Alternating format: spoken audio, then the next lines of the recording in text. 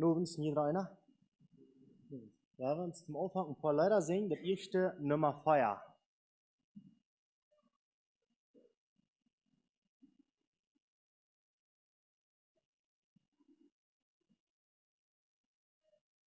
Die Überschrift sagt, wie groß ist das allmächtige Güte? Ich denke, wir wurden alle mitstimmen können, und da wir das kraftig singen. Nummer Feuer.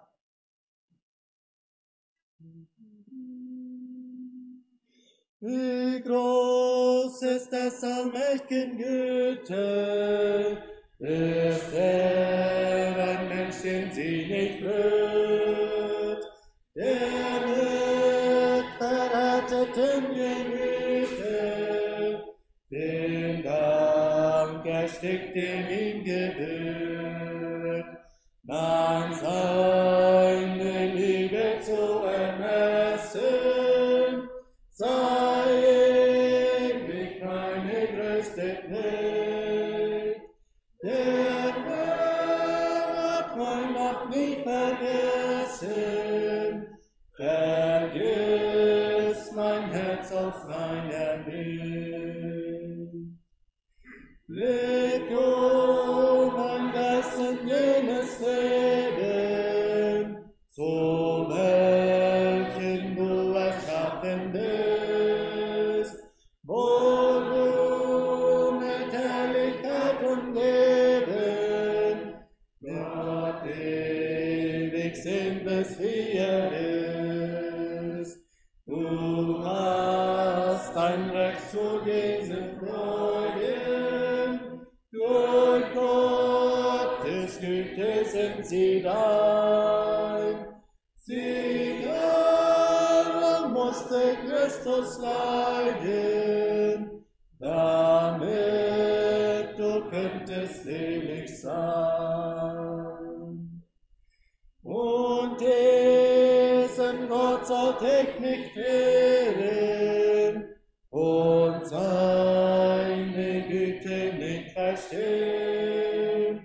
Er sollte rufen, ich nicht hören, den Weg, den er mir zeigt, nicht gehen. Sein Will ist mir ins Herz gegeben, sein Wort beschäftigt ihn ewiglich. Gott soll mich über alles lieben und meinen Nächsten gleich lieben. O Gott, lass deine Güte und Liebe mir immer hervor Augen sein. Sie stärkt in mir die guten Triebe, mein ganzes Leben dir zu weihen.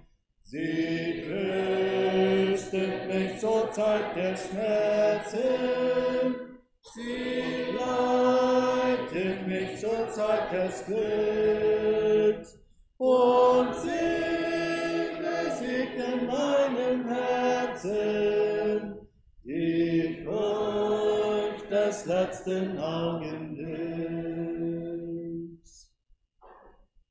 122.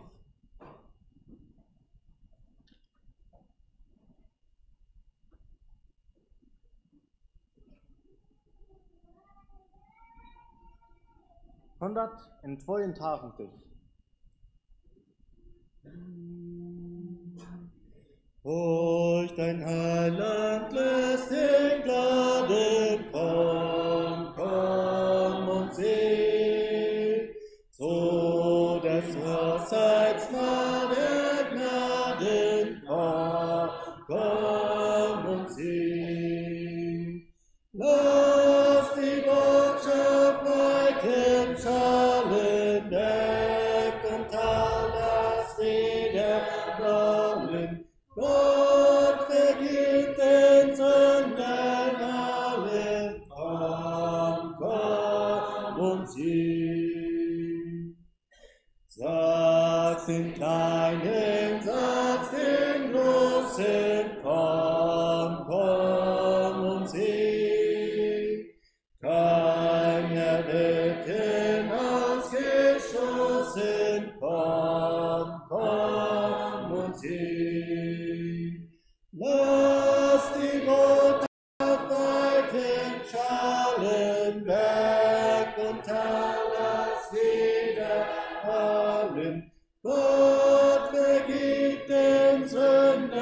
allen, komm und sieh.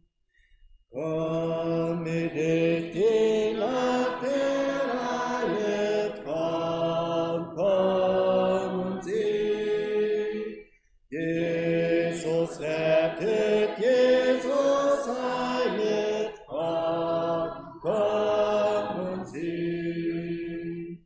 Lass die Botschaft weiten schallen, weg und verlass wiederhallen. Gott vergibt den Sünden allen, komm und sieh. Gott will dir viel Gnade weisen, komm und sieh.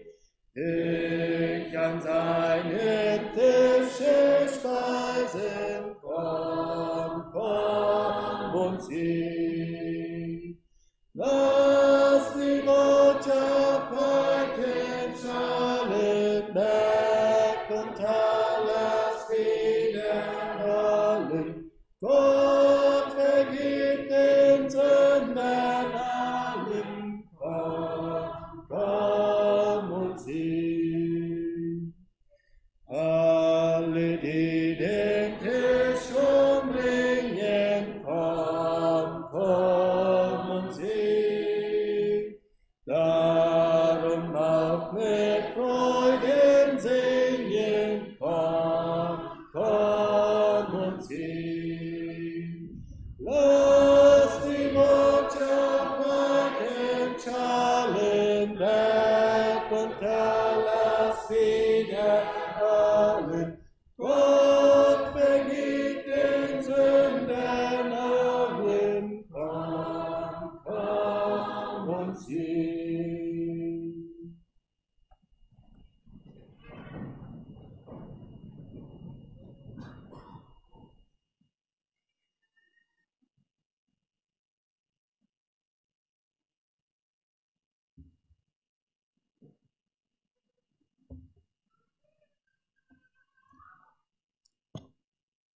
Goedenavond. Ik ben verder in hier alle herzlich welkom te heten hier in Scheinfeld. Het is de Abendgottesdiensten, wat wir haben.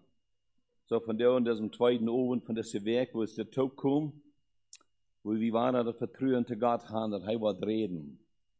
Und wir wurden aufmerksam sein, Gott hat ein Wort für uns. Aber das braucht das wie wirklich in der Anbetung. Am erhöhen dann. Und ab der Thema noch, was wir gestern gehört haben, dann komme ich ab Psalm 66, von der zu der Eröffnung. Hier sagt es in Psalm 66, jagset Gott alle Lande. Wohin? Wohin Gott jagsen? Na, wen dort, das hat so lebendig. Das ist so besonders als zu uns. Da haben wir viel Ursache, um zu jagsen. Jagsen meint, dass wir sie Nummern hochheben, und dass wir einmal Lob singen. Lob singen zu Ehren seinen Namen, rühmet ihn herrlich. Spreche zu Gott, wie wunderbar sind deine Werke, es wird deinen Feinden fehlen vor deiner großen Macht. Alles Land bete dich an und Lob singe dir, Lob singe deinem Namen. Und dann, Vers 4, Vers 7, dachte ich besonders an, aufmerksam zu machen. Kommet her und seht an die Werke Gottes, der so wunderbar ist mit seinem Tun unter den Menschenkindern. Er verwandelte das Meer ins Trockene, dass man zu Fuß über das Wasser ging, dort freuten wir uns sein. Er herrscht mit seiner Gewalt ewiglich. Seine Augen schauen auf die Völker, die Abtrünnigen werden sich nicht erhöhen können. So eine Seite hier kommt und seht mal, Wort, die Werke Gottes. So ich habe von der nicht, wo wir können immer weiter sein, wie wundervoll Gott ist. Wie viel Ursache wir haben, am zu loben, am zu preisen. Und hier redet von, kommt mal und seid, wie wundervoll Gott ist, der wird das mehr verwandelt zu 3 Land. Dort das Volk kann durchgehen, in die Frieden sich, wenn sie durchführen. Und weißt du, Gott führt das Volk durch das Rote Meer. Gott führt das Volk durch den Jordan, was so hoch voll Wasser wird. Und hier ist der große allmächtige Gott, was das Wasser abholen deed, en ein Teil ran auf und sie können durchgehen. Das ist der Gott. Das ist der, was wir anbeten dann. Das ist der, was wir erhöhen können. Das ist der, was wir Ursache haben, zu loben und zu jauchzen, für wer uns Gott ist. Der hat so Gott ist, das uns Leben dat, das ich bezeugt habe und von der bezeugen dat, und wieder bezeugen wird als ein allmächtiger Gott. Das ist ein bisschen gewaltig fertig, was wir haben, dass wir dürfen seine Kinder sein und dürfen anbeten, sein Namen hochheben. Das soll uns immer was gerade in unserem Leben, dass wir diesen großen Gott von hochheben. Dass wir einmal loben, dass wir einmal danken, für wer er ist. Ich will nicht alle Verse lesen, das Kapitel, weil ich ein bisschen wieder lesen. Da redet von Vers 8, bis durch 12 würden lesen, da redet von so wie in euer Dreck was. Wohin werden sie euer Dreck? Sie werden euer Dreck durch dem, dass sie von Gott und euch weggedreht haben. Und dann legt der Herr mit Schworen über entkommen. Und beschrieben sind das Hiskia, was das geschrieben hat, wo der Herr hat gebetet hat, wo der Herr hat Wunder getan. Und sie dürfen, was auch so scheint, sie gehen durch Vieren, sie gehen durch Wutter, sie gehen durch so eine schwere Tiden durch. Gott wir mit an. Gott bezeugt sich, Gott halbt an. Und dann sagt die schrieb hier, der Psalmist, dann käme ich nun mal mit einer großen Freudigkeit Brandopfer zu bringen. Die ganz beste Opfer, die ich bringe, von der gemaste Feuer und die gemaste Schub, hat eine große Freude, Gott zu erhöhen. Und ich gucke das von der nächsten Stadt von, jeder Mann, was hier zu jähen ist, wie immer du bist, dass dein Ziel ist, Gottes Namen soll erhöht werden von der Oves. Und Gottes Namen wird erhöht, indem wir am Anbeten tun, dass wir am Danken tun, wir am Loben tun. Gottes Namen wird erhöht, durch den, dass wir unsere Horten ganz aufmerken tun. Wo die Geist Gottes anschieren, und vielleicht sagt Gott von der Oves, ich will die dich dabei haben. Und wir können Hort aufmerken und sagen, Herr, hier sehe ich komme. Und es steht da, wir dann den Namen des Herrn erhöhen. Nach der letzten paar Verse von Vers 18 wieder. Kommet her, hieret zu alle, die Gott fürchtet. Ich will erzählen, was an meiner Seele getan hat. Nu kommt mal. Ich will mal vertellen, was der Herr getan hat. Zu ihm rief ich mit meinem Munde und pries ihn mit meiner Zunge. Wo ich Unrechtes vorhatte in meinem Herzen, so würde der Herr nicht hören. Aber, sagt der Psalmist, wann ich Unrechtes verhört, horchst du mal, ich will Gott rühmen mit meinem Mühl. Ich habe seinen Namen hoch. Und ich will vertellen, was er getan hat. Aber wenn ich Unrechtes verhört, wenn ich nicht recht stund, dann wird Gott mich nicht erhören. Aber er sagte, aber Gott hat mich erhört und gemerkt auf mein Flehen. Gelobt sei Gott, der mein Gebet nicht verwirft, nach seiner Güte von mir wendet. Liebe Zuhörer, wir uns mal wirklich nachschauen, wer Gott ist. Wat veroorzaakt wir haben sie Namen hochzuheben. In der Versammlung mit Gesang, das wir getan haben von dir, zu dieser Eröffnung.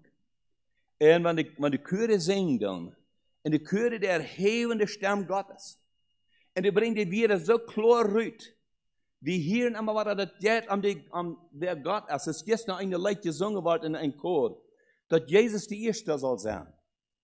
Weet je, wo ich so mitgetragen, wenn ich das hören kann, wo Gott erhöht wird, wo Gott verherrlicht wird. Ich möchte das von euch der Fall sein, auch durch das Gottesdienst. So scheint es ein bisschen rein, wir denken mal an die Größe Gottes, wenn wir hier mit rummeln, dann denken wir an die Größe Gottes. Und dann denken wir, uns für Schätze bewahrt haben, und hier von der aus so angesteht, dass der taub sind, und haben uns eine Redner geschenkt, was wahrlich ist, was ihnen Goven zu wachen, zu schaffen. Dann haben wir uns Gott von der Art hoch zu heben, zu loben, zu preisen. Und ich will nicht viel Zeit abnehmen, weil wieder gehen. Ich würde nu nächste die Jugendliche geben, ein paar Leiter zu bringen, nur dass wir nach Gebeten aber schnell zu der Botschaft. Das ist ein Leiter zu nur bringen, für ihr.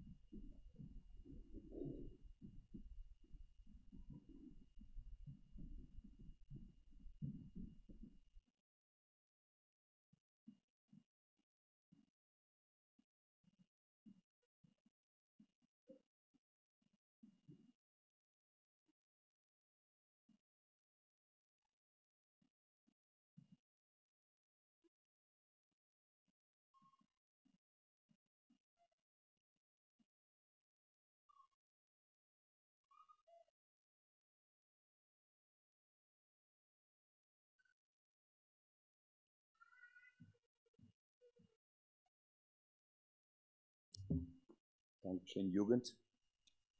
Wir leben, Herr, dein Werk. Dat ons te bed van jou, de Haar mag zien wat ik beleven. Zeg ik wat voor jou en passen als een afstand zum Gebet, bitte. Almachtiger Gott und vor dem Himmel, wir bringen dir Lobpreis und Dank für die Gnade Gottes in Christus Jesus. Wir danken dir, Herr, für die göttlichen Segnungen. Himmlischer Vater, wir sehen dort immer weiter, wo du uns natürlichen segnen ist.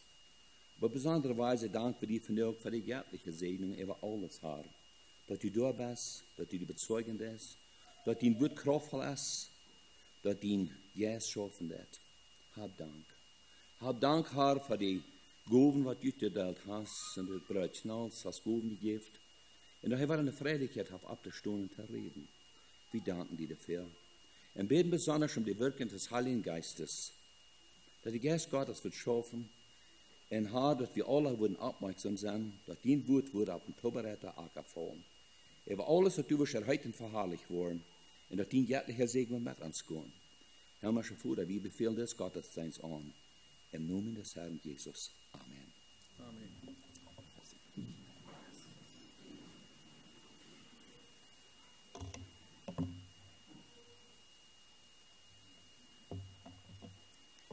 Genug ist, für mich ist das eine große Verantwortung. Eine Freiheit inzwischen hat einer gemischte Gefühle, weil einer hier für eine große Versammlung abstehen soll, in Gottes Wort verkündigen. Mir ist das immer weiter bewusst, ich denke viel mal an ein Bibelvers aus Matthäus, Kapitel 13. Und das ist die Geschichte bekannt, wo Jesus dort vertalen wird von den Sämann, wenn zurückgeht, zu säen. Und das Ziel ist, dass wir Gottes Wort in diese Abenden wieder ausstreuen wollen und sehen wollen. Da wenn ich den 19. Vers lese in Matthäus Kapitel 13, weil ich mit Ihnen lesen, da sagt es so steht, wenn jemand das Wort vom Reich hört und nicht versteht, dann kommt der Böse und nimmt weg, was in sein Herz gesät wurde. Das ist der, bei dem am Weg gesät ist. Und hier ist ein Satz, dort hier sagen, wenn jemand dort Wort vom Reich hört und dort nicht versteht, dann soll mir hier werden, was für eine sehr große Verantwortung ein deiner Wort haft, dort Wort klar, deutlich, verständlich und rein zu verkündigen. Dort kann meine Schuld sein, dass du das Wort nicht verstehen wirst und du das Wort keine Auswirkungen in dein Leben haben wird. Du weißt, ich eine große Verantwortung an mich selbst, wenn ich sein Wort verkündigen darf. Und wenn ich viele Dinge in der Schrift lesen darf, was ich gar nicht verstehen kann, dann denkt einer manchmal so, na, lass uns das Wort verkündigen, wenn wir das wieder verstehen können, aber wir müssen irgendwann anfangen. Das Thema, was ich von dir verbringen will, ich habe das so genannt, die größten Gefahren im Leben. Gestern rede ich von der Liebe Gottes, und dort sehe ich, dass wir ein einfaches Thema, das ist ein sehr schönes Thema, das ist das ganz größte Thema in der ganzen Bibel. Und dann hast du auch der andere Seite, von der Liebe Gottes reden jetzt eigentlich so schön, nicht so, aber dann hast du auch der andere Seite, dass es gibt so viele große Gefahren im Leben, und Gott will haben, dass die Menschen nicht bloß von seinen Leib soll verteilt werden, aber auch, dass Menschen gewarnt soll. Und diese Warnung, die fängt wie wiederholt in der Bibel. Wir haben kriegt so viele Warnungen in der Schrift als Ermutigung. Also die größten Gefahren im Leben. Das gibt in diesem Leben viele Gefahren, die nicht unbedingt so wichtig sind. Ob ich vielleicht einen großen natürlichen Verlust habe, durch eine Entscheidung, die ich getroffen habe, oder wie sage ich manchmal, das ist ja eine große Gefahr, die einer sich übernommen hat, irgendwo zu entscheiden. Aber das sind nicht so eine große Gefahr. Wenn man wohl vielleicht viel verspielt hat, oder man erst vielleicht, man kann vielleicht durch eine Sache veranlassen, Das ist auch eine Gefahr. Oder man kann durch eine Ursache vielleicht die Gesundheit verlieren. Das sind alles Gefahren. Aber das sind nicht die größten Gefahren im Leben. Die allergrößte Gefahr, ich möchte die dort behouden, was die ganz größte Gefahr im Leben ist für einen Mensch. Das ist dort, dass er in einem ungläubigen Zustand lebt. Das ist ganz einfach zu verstehen. Ein Mensch, der in ungläubigen Zustand leben wird, der ist eine ganz größte Gefahr. Das gibt keine Gefahr in dieser Welt, wo noch größer ist als diese. Wir wissen je keinmal, wann ans Tod kommen wird. Ob wir morgen noch leben, oder ob wir diese Nacht noch während der Lang leben, die Schrift hat uns noch nicht, wo so wird verhalten. Die Bibel wird uns keinmal ab morgen hinweisen. Immer war die Schrift uns Menschen ab von der hinweisen. Du stehst in der Gefahr, dass du in ungläubigen Zustand leben des, und die kannst mit einmal kraxe hastig aus nicht sterben. Und dann erst mit die alle Hoffnung zu eng, dann gibt es für die keine Gelegenheit mehr. Gott hat uns dann, wenn wir geboren worden, nicht den Tag mitgegeben, wann wir sterben wird. Ich weiß nicht, ob du die mal gewünscht hast, den Tag zu wollten, wann du wirst sterben. Ich frage mal, woran würde ich das wollten werden? Ich glaube mal, ich weiß, woran ein Mensch das würde gleichen zu wollten. Denn dann würde bloß gleichen zu leben, so es das Janken deut, was ganz dich bei, was es ist Zeit, wie ich sterben soll, und dann würde ich mich noch ändern, da würde ich mein Leben noch ändern, nicht so? Das glaube ich, würde ich gedei sein. Und Gott will euch, dass dieses dort angestellt sein. Dass wir bloß möchten zum Sterben glücklich sein. Heute will auch dass wir sollen hier im Leben glücklich sein. Ich will einige Bibelversen aus dem Psalm verlesen, und wir denken, dass wir den Tag von unserem Tod nicht wollten, und dass er irgendwann passieren kann. Im Psalm 39, Vers 5 und 6 und 7, du sagst, aber Herr, lehre mich doch, dass es ein Ende mit mir haben muss und mein Leben ein Ziel hat und ich sterben muss. Also das fehlt dort uns, dort mal gelehrt wird. Hast du von der und den Sterben gedacht? Und die ganz ehrlich muss es sein, wann hast das letzte Mal über den Sterben nur gedacht? Das ist vielleicht auch eine ganze Zeit. Dann sagt er in den Vers wieder, sieh, meine Tage sind nur handbreit bei dir. Und mein Leben ist wie nix vor dir. Wie gar nix sind alle Menschen, die doch so sicher leben. Sie gehen wie ein Schattenbild einher und machen sich viel vergebliche Unruhe. Sie häufen auf und wissen nicht, wer es einsammeln wird. Mit in dit kriegt, dit hat der Psalmist hier, hänger dem, dass er den Menschen hat, Motto gesprochen, denk doch mal an dein Leben. Denk doch mal an, dass dein Leben ein Ziel hat. Und dass die davon machen, dass die Eier Luther sterben machen. Dann erwähnt er hier Luther. Und das ist, glaube ich, ein von den Dingen, wo wir uns am dollsten davon aufhalten, und dass wir nicht an uns Sterben denken.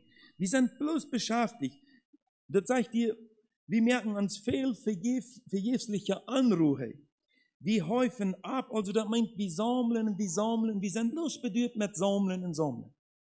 Und die wollten überhaupt gleich, wenn wir hier weiß sind mit einem Charakter hostig, wer das ansammeln wird. Für wem haben wir das alle Typ gesammelt?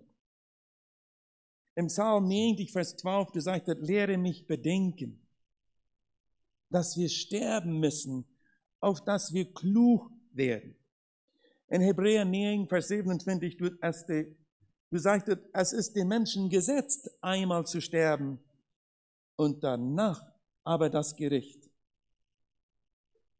Im Hiob, du sagst in dem 14. Kapitel, der 5. Vers, denn seine Tage sind begrenzt, die Zahl seiner Monate steht bei dir. Du hast ein festgesetztes Ziel, dass nicht überschreiten wird. Gott hat mit uns Menschen alle ein festgesetztes Ziel.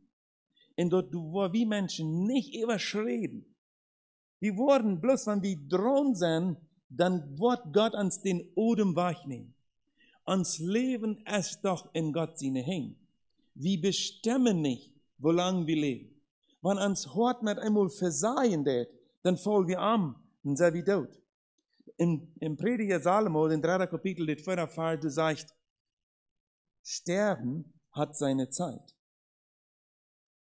In den 8. Kapitel, der 8. Vers, du sagst, kein Mensch hat Macht über den Geist zurückzuhalten.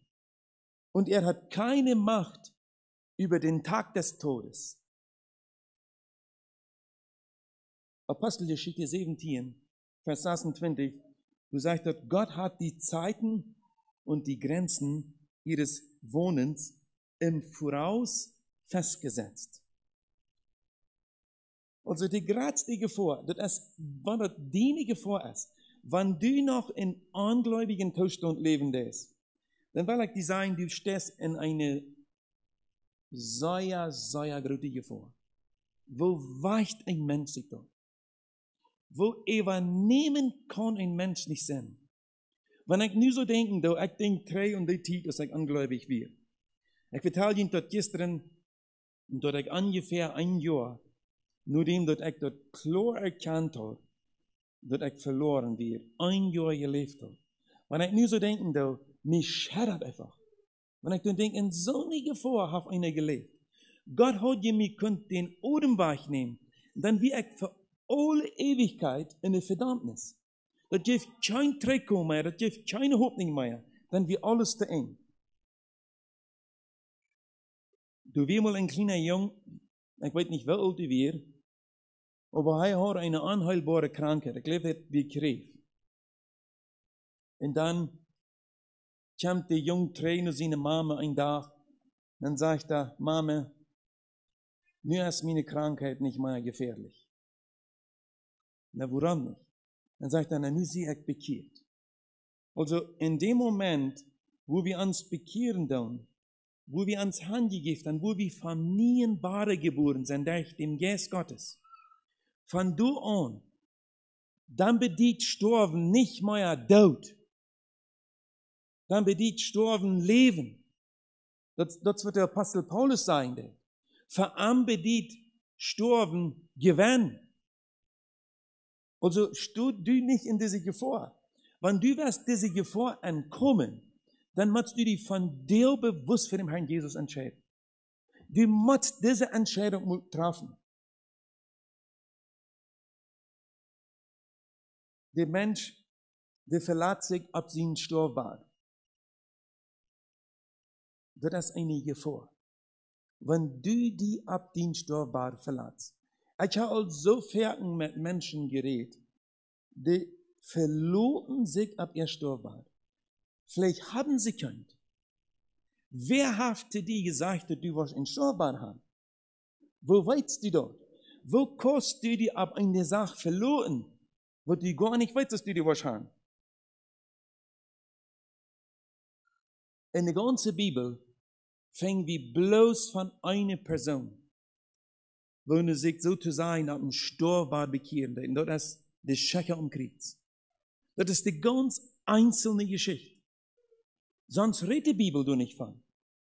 Die Bibel wird uns gar nicht ab an Storbad anwiesen. Viele Menschen, so sich sehen, die wollen bloß zum Sterben, dann wollen die sich bekehren. Ich verteile eine Geschichte, eine karte Geschichte ab an die Jugendreszeit, die ich hier auch zu vertellen. Du wirst mal ein Jung, der wir sei krank oder verletzt. Da weiß ich nicht ganz genau, wo du wirst. Wir wieder in die Klinik gekommen. Und dann fahrt er sich im Prediger ab, ins Hevel sich bekehren. Und dann, wenn der Prediger was du ist, dann sagt das Jung, das ist nur viel besser mit mir. Mir mochte er das auch nicht. Naja, er will sich bekehren zum Sturm. Aber er will sich nicht bekehren zum Leben.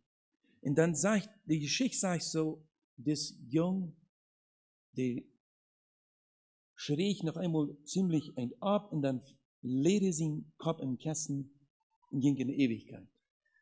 Er voll beter. Er sieht, ich voll nur viel beter. Ich will mich nur nicht bekehren.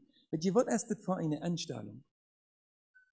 Ich habe mal Bücher gelesen, wenn er dort beschrieben dann, das ist entsetzlich, was die sagen dann, dass Menschen, sie haben eine Statistik gemerkt, wo Menschen im Storbad sind, wo die wenigstens gedacht haben, sie würden sterben, und über Luther doch noch war gesund worden, und sich dort dann bekehren, dort werden groß ein paar Prozent von 100, wenn du dann nur dem, wenn sie gesund geworden wären, dort auch hilft.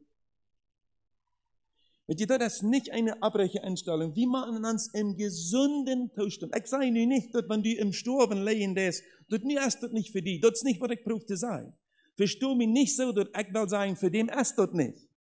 Bloß, was ich will sagen, dass du kannst dir nicht abverloren. Du bist in einer Gefahr, wenn du die Absund verloren lässt, wo die Bibel uns nur nicht eine Sicherheit geben will. Wilhelm Busch, ich weiß nicht, wer von dem gehört hat, von dem ihr habt das viel Predigten, von dem ihr habt das viel Bücher zu lesen. Wilhelm Busch sagt, in all den Jahren, was er gedient hat, das sind Jahrzehnte lang, was er gepredigt hat, und hat Dutzende Predigten gebracht. Und hat mit so vielen Menschen zu tun gehabt.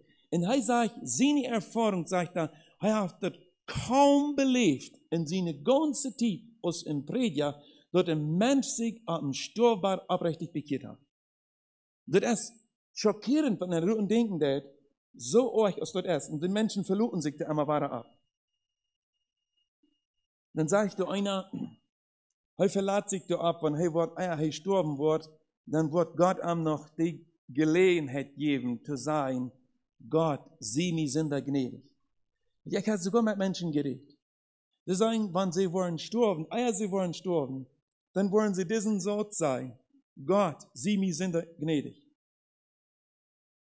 Sie brücken dort von den Zellen, wenn er im Tempel kommt, und sie eine tiefe Sündenerkenntnis in sein Leib. Dann brücken sie den Satz.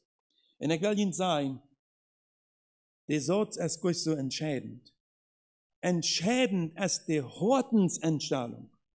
Wenn einer eine abbreche Hortenseinstellung hat, wenn einer eine tiefe Sündenerkenntnis hat, wenn einem die Sünden vom Horten Leut sind, und einer dann so utschreien wird, nur Jesus und am Gnade beten wird, dann habe ich eine ganz tiefe Sache vertrauen, dass Jesus uns das vergeben wird.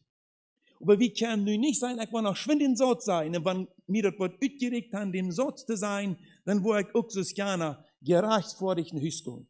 Ab so haben wir uns nicht verloren.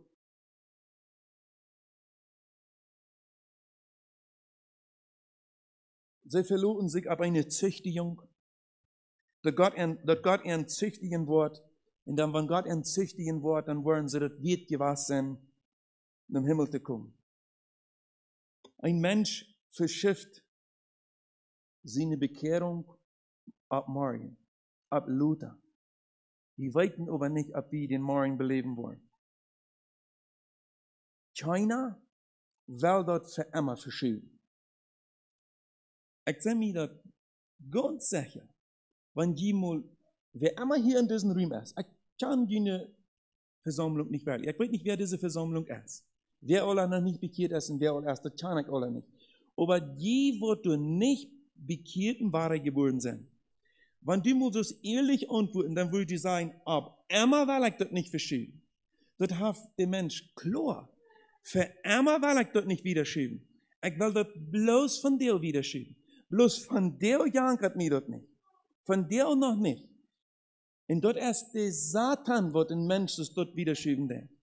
Das ist eine Methode, wo er am Gelingen wird, Menschen dort abzuschieben, bloß einmal abzuschieben. Morgen wird eine bessere Gelegenheit sein. Morgen kann ich das vielleicht. Das ist Paulus. Als er mit Felix reden, das liegt so, wie wir mal lesen in Apostelgeschichte 24, er hatte eine ganze Unterhaltung mit ihm, und er hat ihm durch ähnlich das Wort Gottes verkündigen, er weiß ihm, du hast seine Söhne haben, dann fingen wir durch in Apostelgeschichte 24, Vers 25,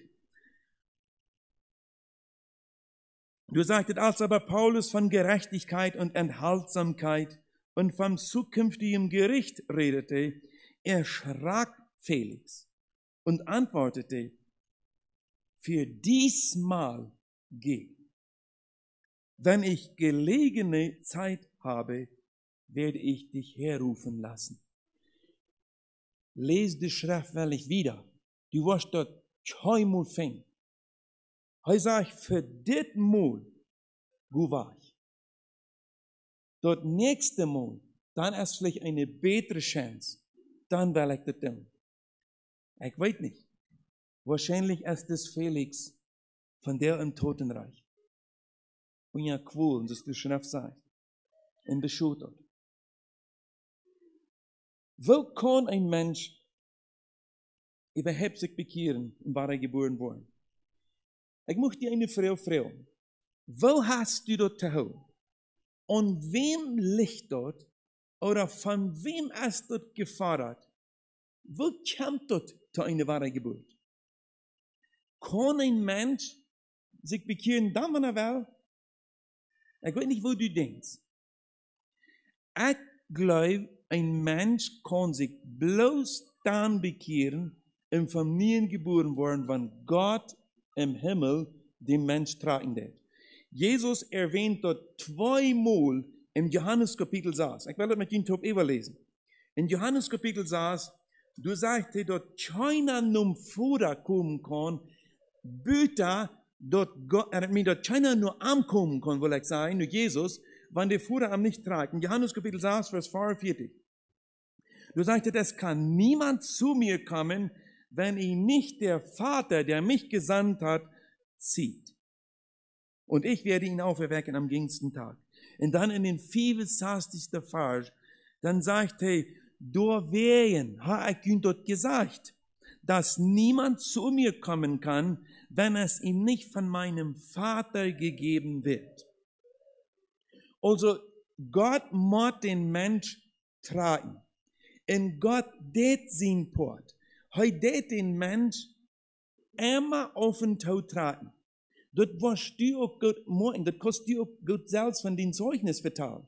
Das du magst immer, damit einmal, dann kommt Gott mir ganz dicht bei. So ich sage, vielleicht ist das durch ein Wort, durch eine Predigt, durch ein Zeugnis, durch eine Begebung, wann immer du belebt hast, dann magst du nur raubt Gott mir. Und in dem Moment, wenn du das magst, nur raubt Gott, dann muss ein Mensch nur Jesus gehen. Du kannst nicht verschieben, dann, wenn du ihr schwörst. Willst dann du wie Menschen glauben, dass wie Gott fair sein will. Gott ist allmächtig. Gott ist über alles. Er hat alles in der Hand. Und er raubt den Menschen.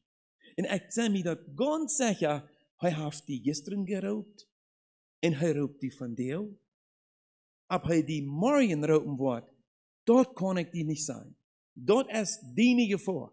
Wenn die dafür entscheiden ist, noch einmal diesen Platz zu verloren, und zu weiten, dass ich nicht rat sehe, dort ist die Gefahr. Und du wirst du allein für betun, den Tag, wenn du das verstehst, dass es zu laut ist. König Agrippa sagte Paulus, du fehlt nicht viel. Du überredest mir, dass ich ein Christ war. Also du fehlst noch einmal. Du fehlst noch ein bisschen.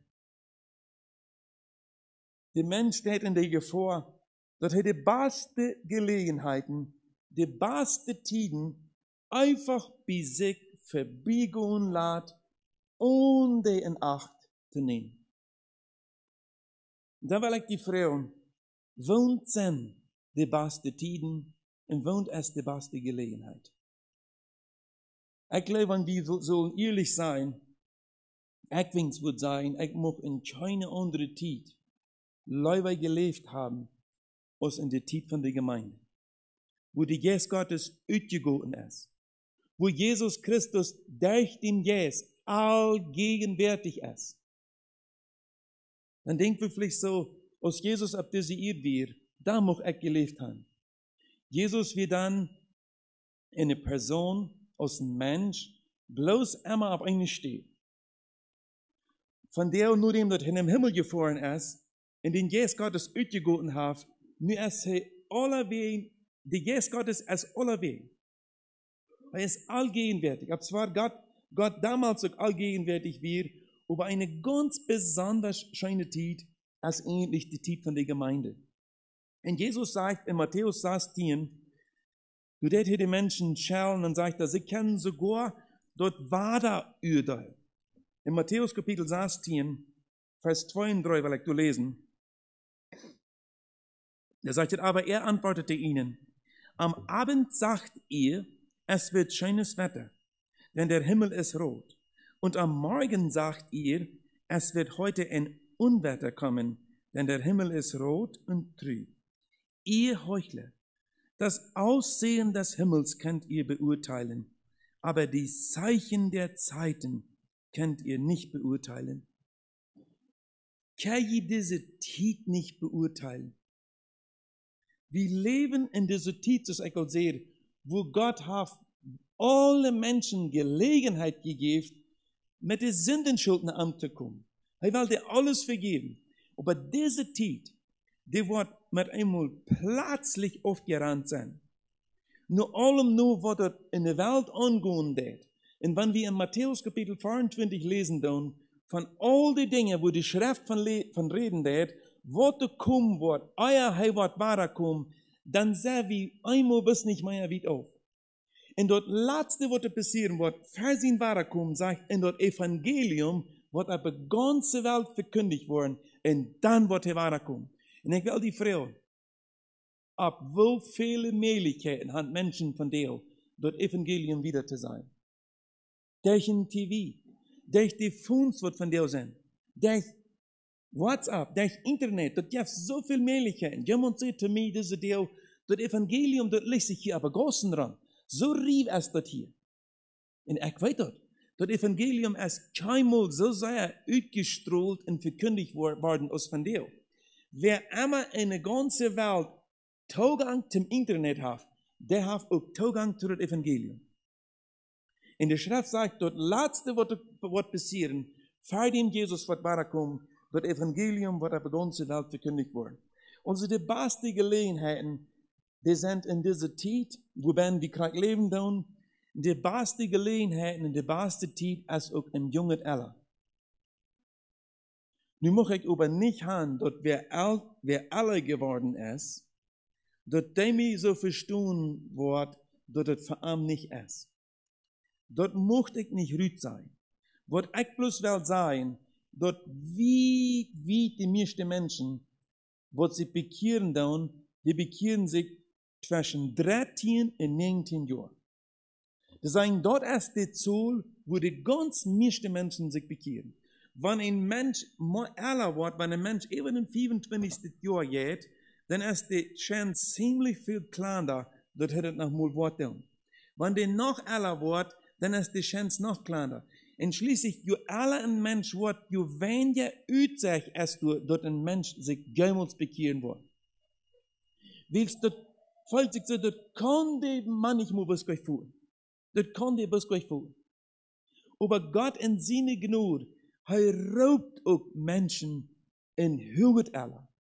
Und das Jefseln, dass auch Menschen, die all ganz alt sind, damit einmal erkennen, dass ich brauche auch Jesus.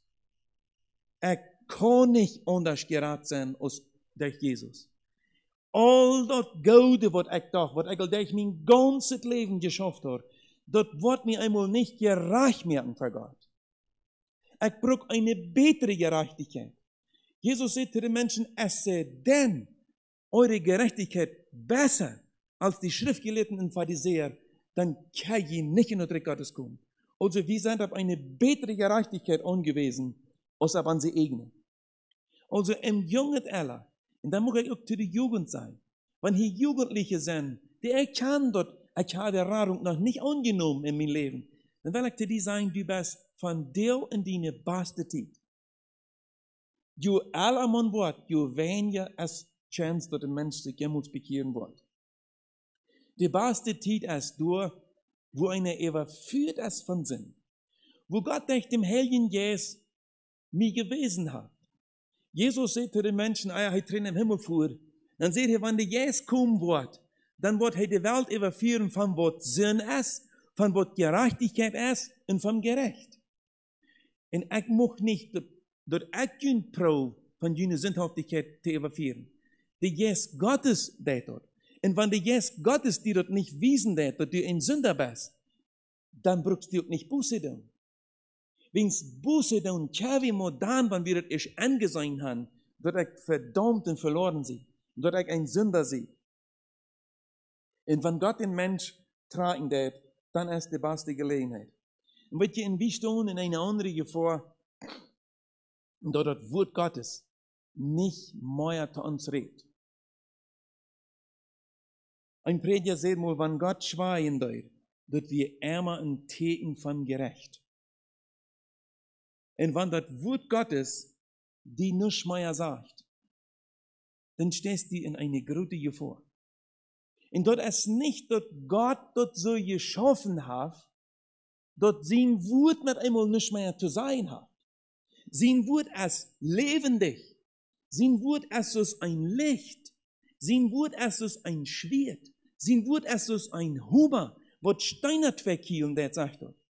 Aber wenn das Wort ist nicht mehr sein wird, dann meint das, dass ich in meinem Leben ganz glücklich gewesen bin, Gottes Wort gegenüber.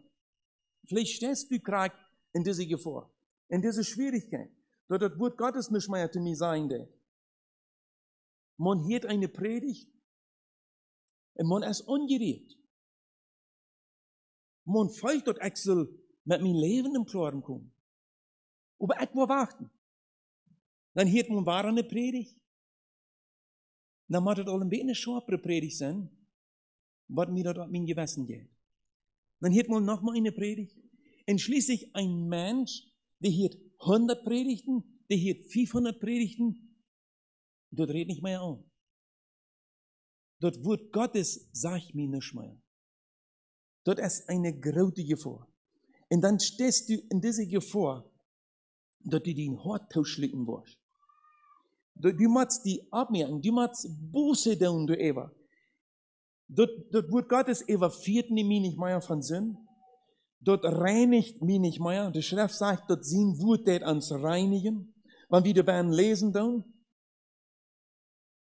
Dort Wort Gottes, dort stärkt mich nicht mehr. Ich kriege nicht mehr eine Kraft, wenn du dabei lesen tun. Dort erquickt mich nicht mehr. Dort tröst mich nicht mehr. Dort Wort Gottes verändert mich nicht mehr. Und dort schlägt mich nicht mehr. Was ist passiert? Wir sind dort Wort Gottes gegenüber sehr glücklich gewesen. Ein Mensch kann so toll sein, der kann eine Predigt anhören und dann kann er seine Gedanken in derselben Zeit in der Welt haben. Ein Mensch kann die Predigt anhören und der kann sich durch Sätten euren über andere Menschen. Dort ist eine große Gefahr, wenn ein Mensch durchbein ist. Paulus sagt, er ist für ein Geruch des Todes zum Tode. Und für den anderen ein Geruch des Lebens zum Leben. So ist das Wort Gottes einige Menschen twäscheln det. In den harten Weg merken det, so dass das selbe Wort Gottes einige Menschen harder und harder und harder merken. Das nicht du wen willst Gott sein Wort. Das ist nicht Gott seine Schuld. Wir wollen nicht nur Gott wiesen, dass das dort ist. Das ist unsere Schuld, wenn wir uns nicht abgemerkt haben, wenn wir uns nicht angegeben haben, wenn wir nicht reagieren. Wenn Gott sein Wort zu mir sagt, du bist artig, aber du bist nicht ready, die verändern, dann muss das Wort Gottes mit einer größeren Autorität und die nun kommt, das nächste Mal, aber du das noch einmal was sein, dass du artig bist. Und wenn du die wahre Hort handstellen lässt, und weil gewisse Menschen, die proben all, die kommen und mit einer bewussten Entscheidung von Tüß, ich will mich Hort handstellen, ich will mich nicht ändern, ich will nicht Buße tun. Da wird passieren, was passieren will, ich will mich nicht ändern. Ich weiß nicht, ob das deine Geschichte ist. Man ist einfach satt. Jesus sagt in Lukas 25, woher günt, die hier satt sind. Dann günt wird hungern.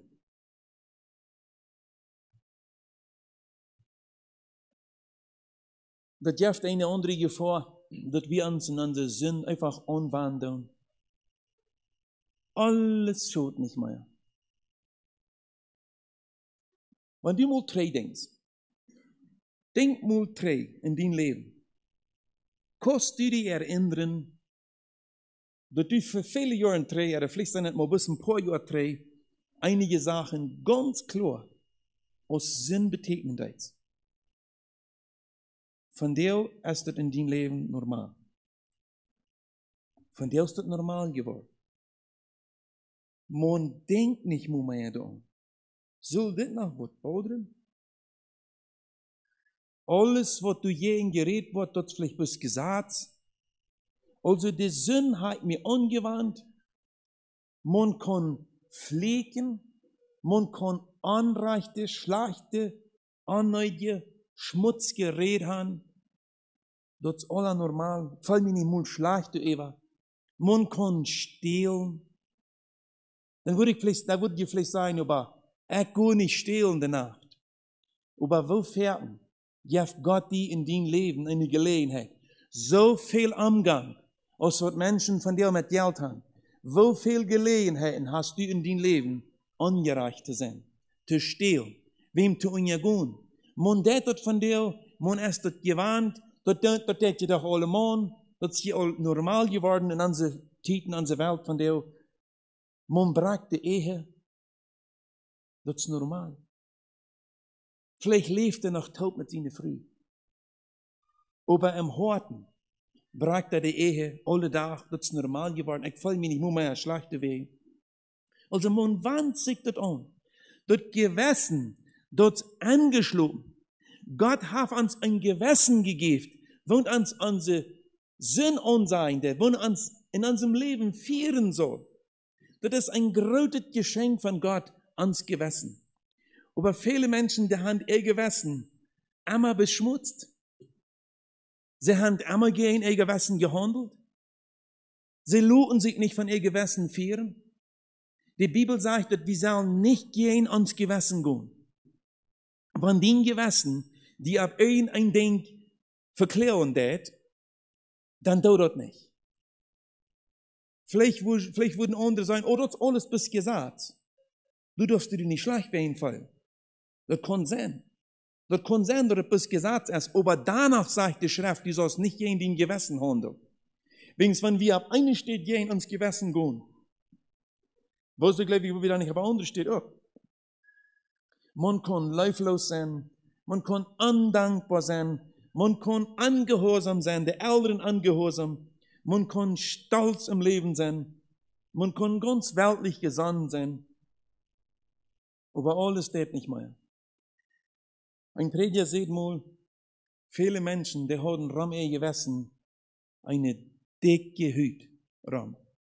Und jedes Mal, ich will dir mal sagen, wie das funktioniert.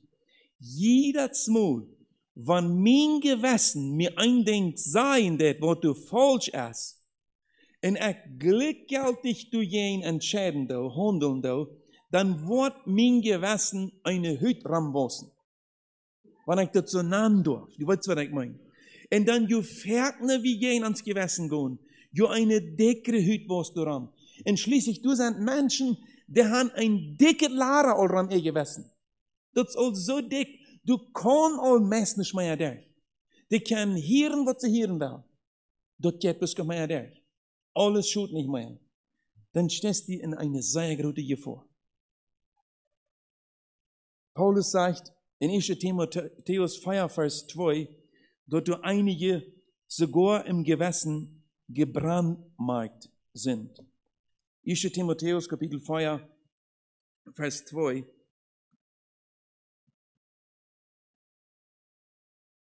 Ich wollte den ersten Vers auch lesen. Du sagst dort, der Geist aber sagt deutlich, dass in den letzten Zeiten einige vom Glauben abfallen werden, weil sie verführerischen Geistern und Lehren der Dämonen glauben, durch die Heuchelei derer, die Lügen reden und in ihrem Gewissen gebrandmarkt sind. Also der hat einfach ein verbranntes Gewissen. Und wie weit das wird funktioniert? Wenn wir irgendwo in ein Lader ein heitet Is aneinander, dort brennt einfach, dort zisst einfach. Wenn dort uitgeheult ist, dann hast du eine viel höhere Hüt. Du kriegst, wo die verbrennt sind. Und dort ist die Gedei von dem menschlichen Gewissen. Es den Gewissen noch abreicht. Sagt den Gewissen, die, wann du eine Sünde ist. Wofern sagt den Gewissen dort ganz klar, du sollst mit dit abhören, du sollst mit Jand abhören. Aber die das dort nicht. Man kann in den Sinn so tief versenken, dass man da einfach nicht mehr rauskommt. Dass man da einfach nicht mehr rauskommt. Und das meint aber nicht, dass Gott ein Mensch nicht raten kann. Aber tun, dass Gott ein Mensch raten kann, dann muss der Mensch auch glauben. Gott hat seine Seele, aber er fordert von dem Mensch Glauben.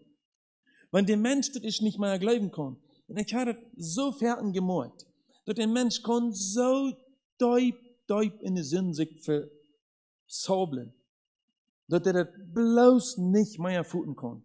Man kann sich moid reden, was so ein Mensch kann, bis gar mehr fühlen. Mit dem Sinn verhält sich das so, erst det man die, und dann begruft man die, und dann sündigt man noch einmal, um die Unge zu holen, und dann sündigt man noch wieder. Schließlich wird ein Mensch ein Knarch und ein Sklave und die Sünde und Teufel. Und dann geht der Mensch mutwillens immer wieder und immer tiefer in der Ungerechtigkeit nennen und lässt sich du nennen. Und dann, wenn ein Mensch so wie kommt, damit einmal, dann sagt die Schrift in Römer Kapitel 1, dann wirft Gott ein Mensch einfach im Verkehrten sein Hand. Ich mag nicht, dass wir irgendwo arg wurden dort verstehen. Viele Menschen, die sagen dann bald, für mich ist gleich Gelegenheit, für mich ist gleich genug. Ich habe vielleicht dem Jes gelastet sein, sie sogar, leben in so einer Angst. Ja, ich muss bis zu die sein, wenn Gott durch den Jes noch zu dir reden wird, dann bist du noch nicht im Verkehrten sein Hand gegeben. Dann haft die Jes Gottes die noch nicht verloren. So ein Mensch wird Gott im Verkehrten sein Hand gegeben. In der Gefahr steht ein Mensch. Ein Mensch wird sich bewusst hart handstellt gegen Gott und nicht will mit seinem Leben im Klaren kommen, nicht Buße tun will über sein Leben. Da steht in dieser Gefahr, dort er immer tiefer und immer wieder von Gott weggeht und sich in der Ungerechtigkeit immer tiefer verwickeln wird.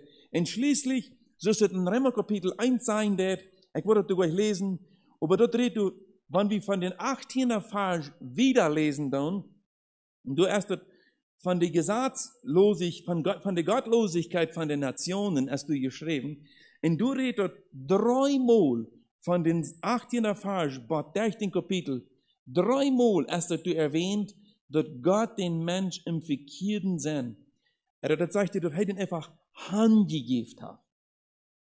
Und dann lässt Gott ein Mensch einfach los. In dieser Gefahr steht so ein Mensch, dass Gott am einfach was gehen lässt. Dort meint nun nicht, dass Gott den Mensch nicht mehr läuft. Aber er lässt den Mensch einfach gehen. Nur dem, dass er so lange Geduld gehabt hat, nur dem, dass er 3 Jahre, wir haben in Lukas 13 einen Aufschnitt, du sagst, dass nur dem, dass er 3 Jahre ist gekommen, immer war und hat Frucht gesagt an den Baum, und du wie keine Frucht. Und dann sagt er all, heft den auf. Und dann sagt es einer, das ist Jesus gemeint. Lut dem noch dit Jahr stund. Noch ein Jahr. Ich war durch Ramgroven, ich war durch Dunsträhen, und mal sein Fleisch bringte dit Jahr noch Frucht. Und wann nicht, dann du Hänger kost ihm aufheben. Ich glaube nicht, dass wenn Gott den Baum aufhebt, dass das meint, dass der Mensch sterben wird. Das kann sein. Das kann sein, dass das noch mal so ein Gift. Dass ein Mensch, wenn Gott den Mensch einfach aufheben wird, das hier sagt, von dem Baum, dass der Mensch kriegt dann noch gestorben. Aber ich glaube auch, dass Gott hat dem Mensch einmal einfach die letzte Chance gegeben. Weil ich nicht denke, dass wir können keinmal weiten, wann die letzte Chance ist. Du weißt nicht, ob Gott noch einmal roten wird. Das kann sein, diese 3 Jahre, wo hier von der Rede ist, in Lukas 13, von 6 bis 9, das kann sein, diese 3 Jahre, die sind wie die in der Vergangenheit. Und dann das eine Jahr, wo Jesus die gegruft hat, in Dunkel gestreut hat, dass das gerade das letzte Jahr gewesen ist. Das kann sein. Und dann kann es sein, dass von dir noch die letzte Gelegenheit ist, nicht nur den, dass ich so viel an dir getan habe. Ich habe dich vielleicht geraubt durch ein Schicksal. Ich habe dich vielleicht geraubt durch eine Krankheit, durch eine Predigt, durch ein Zeugnis, durch eine andere Umstand, was ich vielleicht auch erwähnt habe.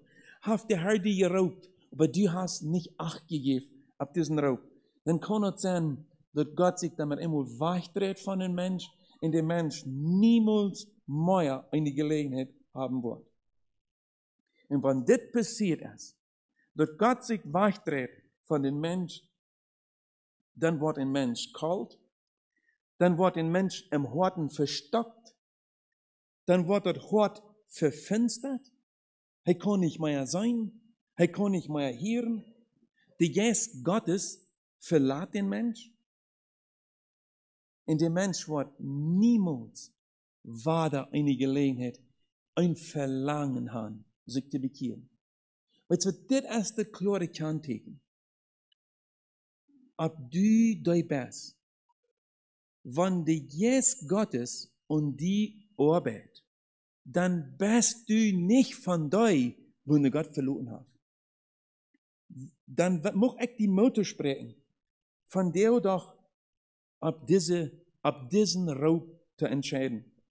Ich will in Jesaja noch ein paar Vers lesen, in den 29. Kapitel. Du hast von so einem Menschen die Rede. In Jesaja 29, Vers 10 und wieder. Du sagst, denn der Herr hat einen Geist des tiefen Schlafs über euch ausgegossen und eure Augen verschlossen. Die Propheten und eure Augen und eure Anführer, die Seher, hat er verhüllt. Darum ist für euch alle Offenbarung wie die Worte eines versiegelten Buches, das man einem gibt, der lesen kann und sagt, lies das doch einmal. Und er sagt, ich kann nicht, denn es ist versiegelt. Oder wie, wenn man es einem gibt, der nicht lesen kann und sagt, lies das doch einmal. Und er sagt, ich kann nicht lesen. Und der Herr sagt, weil dieses Volk sich mit seinem Mund zu mir naht und mich mit seinen Lippen ehrt, aber ihr Herz fern von mir ist und sie mich nur nach angelernten Menschengeboten fürchten, deswegen will ich auch mit diesem Volk wundersam umgehen, wundersam und wunderbar, so dass die Weisheit seiner Weisen vergeht und die Klugheit seiner Klugen verborgen ist. Wehe denen, die vor dem Herrn verborgen sein wollen. Okay, hier sagt er, wehe denen, die vor dem Herrn verborgen sein wollen. Also, sie wollen dort. Und wenn du glücklich eine Haus fahren wirst von der Oben, du weißt, dass Gott raubt die, dann bist du einer, wo du will von Gott wegkommst. Es sei denn, du triffst, du kriegst, wo du sagen ist, in diesem Moment eine bewusste Entscheidung, wo du dein Leben ganz Gott angeben wirst. Und dann sagt er dir wieder, um ihr Vorhaben zu verhehlen und ihr Tun im Finstern halten und sagen, wer sieht uns und wer kennt uns? Ich will dir abraten, von dir diese Entscheidung zu treffen. dem Herrn Jesus anzunehmen als den persönlichen Herrn und Heiland. Und das kostet du, indem du deine Sündenschuld erkennst. Dass du das einsehen, dass du bist verloren, du hast gesündigt. Und du kämpfst zu kort in dem, was du sein sollst für Gott. Und die dat deine Sündenschuld leut. Du bist bereit, diese Sünden nur Jesus zu bringen. Ins er allein dafür betont hat. Er allein ist der, was du gestorben ist für unsere Sünden. Und bist bereit, die von der Sündenschuld, von deinen ganzen Sünden wegzudrehen. Von all den Wegen, wo du die Sinn einmal gedeunt hast. Du bist bereit, den Regen zu drehen, in Arm anzunehmen, als den persönlichen Herrn und Heiland. Dann, wenn du dort warst stehen, dann wird dies Tag der Tag sein für dein ganzes Leben. Der ganz beste, wertvollste Tag sein. Ich spreche die Motto dieser Entscheidung von dir zu treffen. Wir werden noch stehen zum Beten. Lieber Gott, den Führer in dem Himmel, ich danke dir dafür, dass du so eine große Liebe zu uns hast. Ich will dir auch danken, dass du so viele Menschen geraubt hast, dass du von dir noch zu Menschen reden lässt. Herr, wir erkennen das auch, dass wir in einer großen Gefahr stehen, wo wir von dir uns haben, wird fähig, dass wir können durch eine mutwillige Sünde, wo wir immer waren, uns bewusst geben tun, so weit von dir wegkommen, dass wir gar nicht mehr wollen, Tränen die fängen. Herr, ich danke dir dafür, dass du von dir noch war, durch deinen Geist ans Gerät hast. Musst du die Horten bewegen, dass sie würden sich doch abmerken, dass sie würden die Entscheidung treffen, von der an für die zu leben. Herr, schenk Gnade zu, in die Namen, Herr Jesus, beten wir dort. Amen.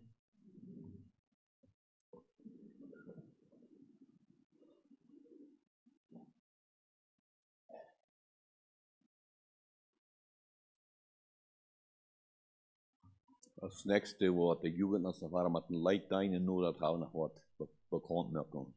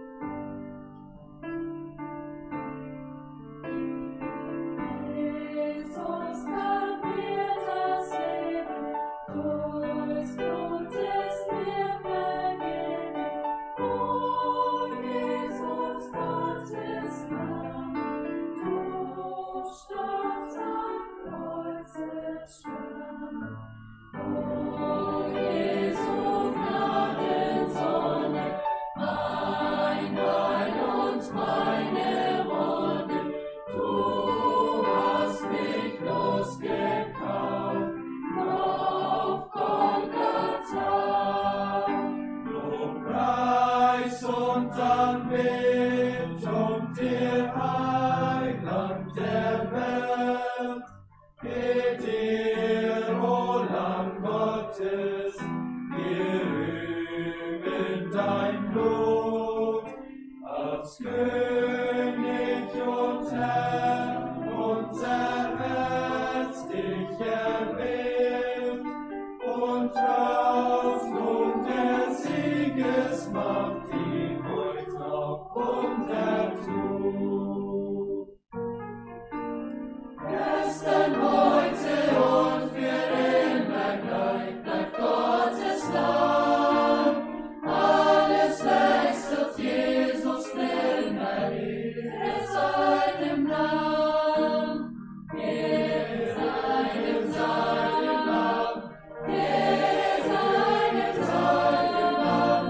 Alles wechselt, Jesus nimmer Ehre seinem Namen. Triumphierend kommt das Lamm, Satans Macht entzweit, durch das Blut am Kreuz geschlagen, sind wir alle frei.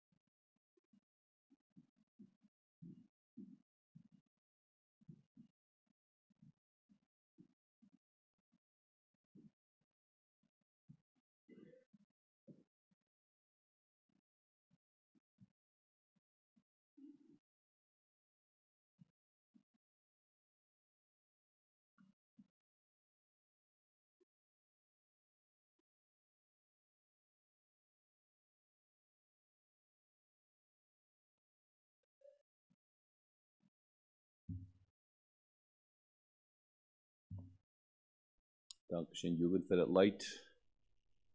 Leid mir und bei Eindruck auf die Botschaft, was wir hier haben. Gut. Wir sind alle herzlich eingeladen zum Morgenabend. Morgenabend ist Klok 7 Gebetsstunde. Die sind alle willkommen zu kommen zu Klok 7 Gebetsstunde. In 7:30 dann war das der öffentliche Gottesdienst. Und nächstens, morgens ist noch Neefreund für die Damen. Und auch dort ist je frühes und mir alles herzlich eingeladen. Und das der Baumentsche, was einen Vortrag haben. Vielleicht schnell in der Früh. Lisa, so hat einen Vortrag haben, morgens. Gut, wenn irgendwer fehlt, er soll zurückbleiben. Dann ist die Wichtigkeit geschildert worden, wo gefährlich der Konsum ist, am Abschieben. In das Wort Gottes sagt uns sehr klar, dort noch ist eine Anladung da. Der letzte göttliche Anladung im Wort Gottes sagt, und der Geist und die Braut sprechen, komm. Und wer das hört, der spreche, komm. Und wenn dürstet er komme, und wer der will, der nehme das Wasser des Lebens umsonst. Ich habe mal all die Stunde, Eva, mir wundert, wo so Things haben Menschen so schwor, ein Leben im Herrn Jesus zu begeben, so scheint es erst mit dem Herrn in Gemeinschaft zu leben, und so scheint es erst ein Leben, wie gut nicht gehabt, aber eigentlich mit dem Herrn Jesus zu sein. Du bist herzlich eingeladen. Und das wo die von der unterschied habe, du bist eingeladen. Komm zurück. Und die, was nicht gelernt hier vorne, würde ich mit jemandem sprechen. Mag die ganz frei sein und zurückkommen, der ordentliches Haus. Gut, gut für eine Hoffnung. Ihr aber, meine Lieben, erbaut euch auf euer allerheiligsten Glauben durch den Heiligen Geist und betet. Und erhaltet euch in der Liebe Gottes und wartet auf die Barmherzigkeit unseres Herrn Jesu Christus zum ewigen Leben. Dem aber, der euch kann behüten ohne Fehl und stellen vor das Angesicht seiner Herrlichkeit unsträflich mit Freuden, dem Gott, der allein weise ist, unserem Heiland, zur Ehre, Majestät und Gewalt und Macht, nun und zu aller Ewigkeit. Amen. Wir scheiden in Frieden des Herrn. So, wenn wir fällt mit 3 kommen, möchten wir es noch wat verscheur je lenen zijn. Begin.